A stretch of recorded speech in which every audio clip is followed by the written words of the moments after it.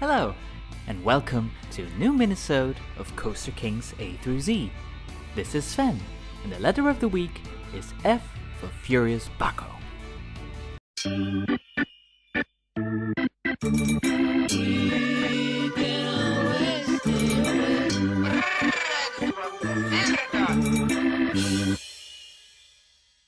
Nueva atracción Furius Baco de PortAventura. Que nadie te lo cuente. Tienes que ser el primero. Once upon a time, in 2007 to be more precise, there was a roller coaster that was made once and never again by Intamin. Furius Baco opened as the fastest roller coaster in Europe at the time, but still has the third spot today. Compared to the other acceleration coasters by the Swiss company, guests do not sit on top of the roller coaster track, but on the side of it. Because of this, it is known as the only Intamin wing rider roller coaster in the world. For 15 million euros, PortAventura World in Spain bought this Intamin prototype to have a roller coaster close to the entrance in the Mediterranean area of the park. Quite surprisingly, the coaster is pretty much themed to winemaking. The story tells the tale of a woman called Donna Almudena. She leaves the vineyard farm of Aventura to travel to African countries, and during her travels she meets a monkey called Manas, who accompanies her on her journey. She discovers that she's pregnant, and her son Hiroi gets born in the middle of Congo. When the three of them return back home, the father is overjoyed with the fact that the future of his vineyard is secured. His son will be the heir of the vineyards of Aventura and continue the trade of winemaking. As the son grows older, he discovers he wants to become something else, an inventor. But neither the monkey nor the parents are happy to hear that. They try everything to convince the son to continue the family trade instead of some silly inventions. One day, the parents need to leave and entrust Hiroi to continue the winemaking. The son agrees, but they didn't say how he should continue, and decides to combine his passion of inventing with winemaking. Taking the wine barrels from the vineyard to the warehouse usually takes more than a month. That's why he invents the Furius Baco machine to speed up the process.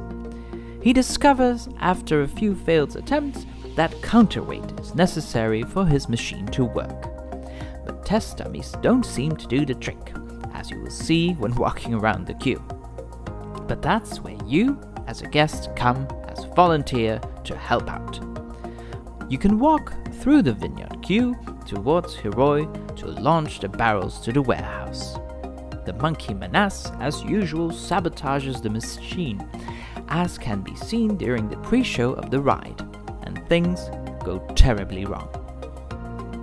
The name of the ride is no doubt inspired by the Roman god of grape harvest, winemaking, and ritual madness, Bacchus, also known as Dionysus.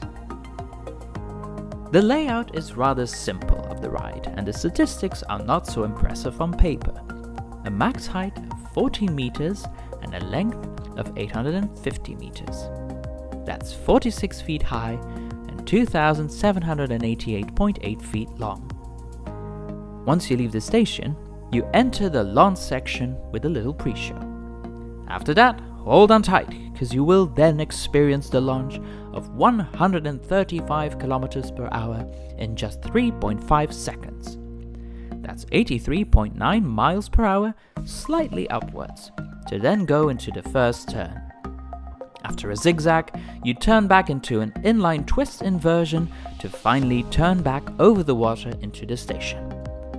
The Intamin prototype is simple but effective.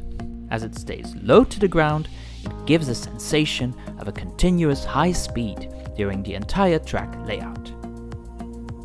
Let's talk a bit more about that launch, as it is what makes this coaster stand out in European Coaster Kingdom.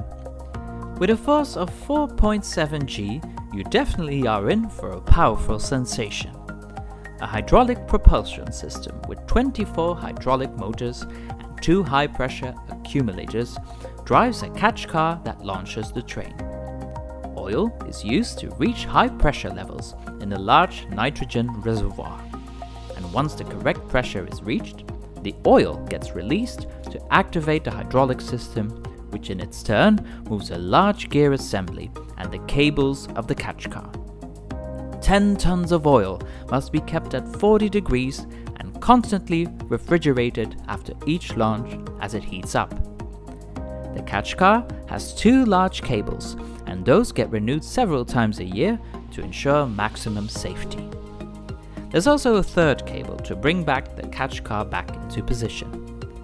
With a train at such a high speed, regular brakes wouldn't be ideal maintenance-wise, so they use magnetic brakes to slow down the train. And a special maintenance team even had to be formed for Furius Baco. So, that complex system explains the downtime that this ride can have. When the ride was developed, it was a well-kept secret to ensure that competitors could not copy this type of wing rider coaster design. One of the project names was Sydney Swan 304. However, 4 years later, a competitor launched a similar product. B&M opened their first wing coaster in Gardaland, Italy. Unlike the Intamin version, those coasters usually have a chain lift, with the exception of Thunderbird at Holiday World in Indiana, United States. That one only reaches a launch speed of 96.6 kilometers per hour, 60 miles per hour, in 3.5 seconds, powered by a LSM launch. Intamin was not able to sell more than one of their wing rider products, unfortunately, but they did not entirely give up on the concept. In 2012, they opened Skyrush at Hershey Park in Pennsylvania, US, and in 2016, they opened Flying Aces in Ferrari World, Abu Dhabi. Unlike Furius Baco, they both have a chain lift, and although the type is called wing coaster, it's not entirely the same compared to the original concept. Guests sit with 4 in each row, and the seats on the sides are floorless beside the track. It remains to be seen if this concept will be built further by other parks, but at least they have already 2 installations worldwide. Then again, Intamin has a broad portfolio and many types of roller coaster to choose from.